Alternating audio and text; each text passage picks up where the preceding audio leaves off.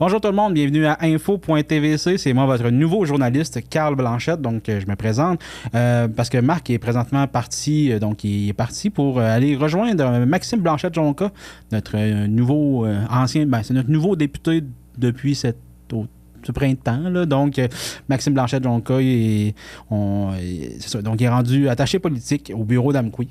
Fait que si vous voulez aller dire coucou à Marc, vous ennuyez de lui, allez le voir. Dites salut Marc, on s'ennuie de toi. Puis malheureusement, vous allez être pogné avec moi pour cette saison-ci. Je tenais aussi, là on fait une petite émission courte cette semaine parce que je voulais juste faire un petit récapitulatif de qu'est-ce qui s'est passé dans la vallée, étant donné que dans le fond, on a été fermé on a recommencé le 14 octobre à nos bureaux. Donc, je vais faire un petit retour sur qu'est-ce qui s'est passé. Puis, je voulais aussi vous dire, là, moi, j'ai un petit style podcaster, les écouteurs, microphones, c'est ce que j'aime. Comme j'aime pas ça, les petits micros lavaliers. Puis tout, j'aime mieux parler d'un beau gros micro, m'entendre dans mes oreilles parce que je suis sourd. Donc, j'aime ça m'entendre un petit peu pour être sûr de bien articuler. Puis c'est ça. Donc, on va commencer tout de suite le bulletin. Je vais faire un bulletin de nouvelles. On va commencer par des affaires un peu plus, disons, sérieuses. Donc, d'abord, il y a un développement majeur, excusez-moi, dans une affaire qui remonte à plus de 40 ans. Donc, il y a Denis Desrosiers, âgé de 64 ans, qui a été formellement accusé du meurtre d'Adrien Allard, un homme de Cause-Abscale retrouvé sans vie en 1979. L'accusé a comparu au palais de justice d'Amqui le 5 septembre dernier. L'enquête avait été rouverte grâce à de nouvelles technologies en analyse criminelle. Ce rebondissement met fin à des décennies d'incertitude pour la famille de la victime et pour la communauté cause-abscalienne. Ensuite, le Conseil de discipline de l'Ordre des chiropraticiens du Québec a radié Olivier Chagnon pour une période de 3 ans, décision rendue le 30 septembre dernier. Même après la radiation, il lui sera interdit d'exercer auprès de patients mineurs pendant une période de 5 ans, sauf en présence d'un parent ou d'un autre professionnel. Toutefois, M. Chagnon maintient qu'il est légalement en pratique. Dans une infolettre, il affirme que la radiation est une rumeur, qu'il continue de respecter les normes de la profession. Rappelons qu'il a été reconnu coupable d'agression sexuelle sur une mineure, d'attouchement sexuel et de production de pornographie juvénile. Les présentations sur la peine d'Olivier Chagnon sont prévues le 8 décembre au palais de justice de Matane. Si la condamnation est prononcée, il encourt des peines allant de 1 à 14 ans de détention en vertu des articles applicables du Code criminel. Toujours dans l'actualité régionale, le lock-out décrété lundi à l'usine d'Agropur Amqui continue de faire réagir. La coopérative laitière a suspendu ses opérations pour une durée indéterminée. Touchant près d'une centaine d'employés, Agropur explique que cette décision fait suite à une grève de 24 heures annoncée à la dernière minute par les travailleurs. Selon la direction, une telle interruption pourrait nuire à la salubrité et à la qualité des produits, puisque l'usine fonctionne jour et nuit, 7 jours sur 7. De leur côté, les représentants syndicaux soutiennent que leur action n'a pas perturbé la production et qu'elle visait simplement à faire entendre leurs revendications. Ils demandent de meilleures conditions salariales, la protection contre la sous-traitance et une négociation de bonne foi. Agropur a mis en place un plan de contingence pour limiter les impacts sur l'approvisionnement, mais avertit que la disponibilité de certains produits comme le fromage cottage et la crème sure pourrait être réduite. Rappelons que l'usine d'Amqui, la principale au Canada à fabriquer ces produits, les producteurs laitiers de la région voient déjà les livraisons redirigées vers d'autres usines, ce qui entraîne des coûts supplémentaires. Une nouvelle rencontre entre la direction et les syndicats est prévue bientôt. Les deux parties espèrent arriver à une entente rapide afin de relancer les activités dans les bonnes conditions. À Amqui également, les citoyens ont appris il y a quelques semaines que le bureau de la SAAQ fonctionne désormais selon un horaire réduit pour une durée indéterminée. Depuis la fin septembre, le point de service est ouvert 3 jours et demi par semaine, soit du lundi au mercredi toute la journée et le jeudi avant midi seulement. Cette réduction d'horaire est attribuée à un manque de personnel et cause certains délais pour les renouvellements de permis et immatriculations, particulièrement pour les usagers venant des municipalités environnantes. Le 21 juillet 2025, un incendie a complètement détruit une maison sur la rue Saint-Augustin à Cause-Abscale et une demi-douzaine de résidences voisines ont été endommagées. Heureusement, il n'y a eu aucun blessé. Les casernes de Cause-Abscale, Lac-aux-Saumons et Amqui ont été mobilisées pour un total de 17 pompiers travaillant jusqu'à environ 1h du matin. La Croix-Rouge est intervenue pour aider les personnes ayant dû quitter leur domicile. Dans le même ordre d'idée, à Saint-Léon-le-Grand, 2 résidences ont été complètement détruites par les flammes dans la nuit du 13 au 14 août. Les incendies ont mobilisé 25 pompiers d'Amqui, Lac-aux-Saumons, Causse-Abscale et Val-Brillant. Heureusement, personne n'a été gravement blessé, mais les pertes matérielles sont considérables. Les causes exactes des incendies sont toujours sous enquête. Plus récemment, la MRC de la Matapédia a tenu la 17e édition de la Fête des moissons qui a souligné l'apport de 34 bénévoles, jeunes et adultes à la communauté. Prenons le temps de les nommer. Donc, on commence par Suzanne Leblanc d'Albertville. Il y a eu Bertrand Martel ainsi que Alexia Lacombe d'Amqui. Linda Côté et Étienne Boudreau de Causse-Abscale. Marguerite Gendron et Louis Turbide de Lac-aux-Saumons. Ginny Ouellette et Marianne Leclerc de Saint-Alexandre-des-Lacs.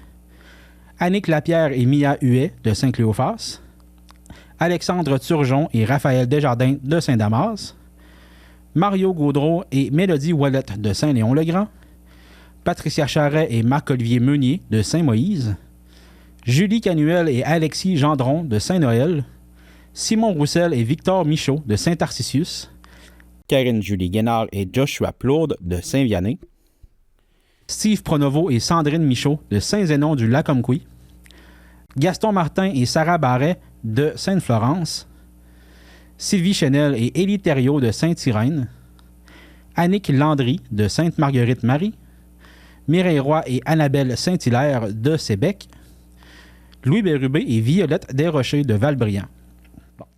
L'endroit où se tient la fête des moissons est tiré au hasard chaque année et s'est promené dans 17 des 18 municipalités matapédiennes au fil des ans. Ce sera donc au tour de la dernière à ne pas avoir encore accueilli cet événement de recevoir des bénévoles en 2026, la municipalité de Saint-Noël. Félicitations à tous les bénévoles soulignés et si vous voulez vous aussi vous impliquer dans votre communauté, vous pouvez offrir vos services auprès de vos organismes locaux de votre municipalité ou vous pouvez aussi vous informer auprès du Centre d'action bénévole de la vallée de la Matapédia en appelant au 418-629-4456. Donc, on continue maintenant pour le bulletin de nouvelles est terminé. J'aimerais ça vous parler des élections municipales 2025 sur le territoire de la vallée de la Matapédia. Donc, je vais vous présenter un résumé de la situation pour chaque poste de maire qui se présente, qui a été élu sans opposition. Il y a eu beaucoup d'élus sans opposition, ainsi que les sièges de conseillers municipaux qui sont en élection. Par souci de concision, on ne va pas nommer tous les conseillers qui se présentent à tous les sièges parce que sinon, on serait ici pendant beaucoup de temps. Donc, si jamais vous voulez avoir plus d'informations qui se présentent comme conseillers, dans le fond, toutes les informations que je ne vous dis pas aujourd'hui, vous pouvez consulter le site d'Élections Québec pour obtenir la liste complète des candidatures dans chaque municipalité. Je vais demander à Pascal de vous mettre un beau lien dans le bas de l'écran. Donc, pour commencer, à la préfecture de la MRC, Chantal Lavoie est réélue sans opposition. Ensuite, à la ville d'Amqui, Sylvie Blanchette est aussi réélue sans opposition. Par contre, il va y avoir des élections de conseillers dans les districts 1, 4 et 5. Donc, ça va être à surveiller, là, allez voir dans quel district vous êtes. Ensuite, si vous habitez à Amqui, bien sûr. Ensuite, à Causse-Abscale, Odile Roy est réélu sans opposition. Il va y avoir des élections de conseillers dans les districts 1 et 3. À Sébec, il y a une lutte entre Marcel Belzile, le maire sortant, ainsi que Lorenzo Ouellette qui se présente au poste de maire. Il va aussi avoir des élections pour le poste de conseiller numéro 2 seulement. Donc, ça va être à surveiller pour Sébec. À Lac-aux-Saumons, Chantal Gagné est réélue sans opposition. Donc, aussi, tous les postes de conseillers sont élus sans opposition. Donc, il n'y a pas d'élection à Lac-aux-Saumons. À Saint-Léon-le-Grand, il y aura une élection. Donc, il y a Jean Côme Lévesque, qui est maire sortant, qui se représente. Il y a aussi Aubert Turcotte, qui se présente au poste de maire. Il y a aussi des élections dans les postes de conseillers numéro 2, 3, 4 et 5. Donc, ça va être aussi à surveiller pour Saint-Léon-le-Grand. À Val-Brillant, Maxime Tremblay est réélu sans opposition, ainsi que tous les postes de conseillers. Donc, encore là, pas d'élection à Val-Brillant. À Saint-Vianney, Georges Guénard, maire sortant, ainsi que Patrick Lebrun et Régent Michaud se présentent à titre de maire. Il y a aussi des élections pour les postes 2 et 4. À Saint-Tarcisius, il y a Sophie Lapointe qui est une conseillère sortante. Donc, elle n'est pas maire, mais elle se présente comme maire. Ainsi que Jocelyn Jean et Jacques Rochon s'opposent au poste de maire. Donc, ça va être à surveiller. Le poste de conseiller numéro 3 aussi est en élection. Les autres postes ont été élus sans opposition. À Saint-Damas, Martin Carrier est réélu sans opposition. Tous les postes de conseillers sont aussi élus sans opposition. Donc, aucune élection à Saint-Damas. Même chose pour Saint-Noël. Donc, Gilbert Marquis a été réélu sans opposition, ainsi que tous les postes de conseillers. À Saint-Moïse, Patrick Filion réélu sans opposition. Et même chose pour tous les postes de conseillers. Donc, aucune élection non plus à Saint-Moïse. Saint-Cléophas, Jean-Paul Bélanger est réélu sans opposition non plus. Par contre, les postes de conseillers 2, 4 et 6. Donc, il y a des élections dans ces postes-là. Ça va être à surveiller. À Saint-Irène, Nelson Thériault, réélu sans opposition, ainsi que tous les postes de conseillers. À Saint-Zénon-du-Lac-Comquy, Gino Canuel a été réélu sans opposition. Et il va y avoir des élections dans les postes de conseillers 3 et 5. Saint-Alexandre-des-Lacs, Nelson Pilote a été réélu sans opposition. Suite à une désistation au poste de conseiller numéro 2, tous les postes sont élus sans opposition. Il était supposé avoir des élections pour un poste, mais il y a une personne qui s'est désistée. Donc, pas d'élection pour Saint-Alexandre-des-Lacs.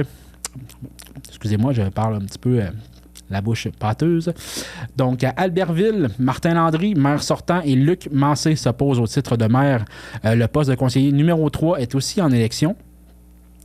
À Sainte-Marguerite-Marie, aucune élection, donc Marlène Landry a été réélue sans opposition et tous les postes de conseillers aussi ont été réélus. Ou élus, en fait. Là, c'est pas nécessairement des gens qui étaient déjà conseillers, mais tout le monde a été élu sans opposition. À Sainte-Florence, Carole Poitras est réélue sans opposition et un candidat s'est aussi désisté au poste de conseiller numéro 1. Donc, tous les postes sont élus sans opposition. Donc, félicitations aux candidats qui sont déjà élus sans opposition et bonne chance à ceux qui sont en élection. Là. Donc, on souhaite vraiment bonne chance à tout le monde. Puis, donc, c'est ce qui termine aujourd'hui notre Info TVC. C'était vraiment un épisode relativement court. Là. C'était vraiment juste pour se remettre un petit peu dans le bain. Puis aussi, je pense qu'il y a des choses qui étaient vraiment plus d'actualité. Là, comme les élections, que je voulais en parler assez rapidement pour que les gens puissent avoir accès à ces informations-là. Donc, la semaine prochaine, on devrait avoir une émission plus standard avec plus des topos, des choses comme ça. Donc, je suis très impatient de pouvoir faire des entrevues à vous montrer et être avec vous toute la saison d'Info TVC cette année. Donc, merci beaucoup et à la semaine prochaine. Pour nous joindre, composez le 418-629-4503 ou écrivez-nous à journaliste@tvcmatapedia.com. Restez à l'affût de toutes nos activités en nous suivant sur Facebook. Vous pouvez également regarder nos émissions en vous abonnant à notre chaîne YouTube.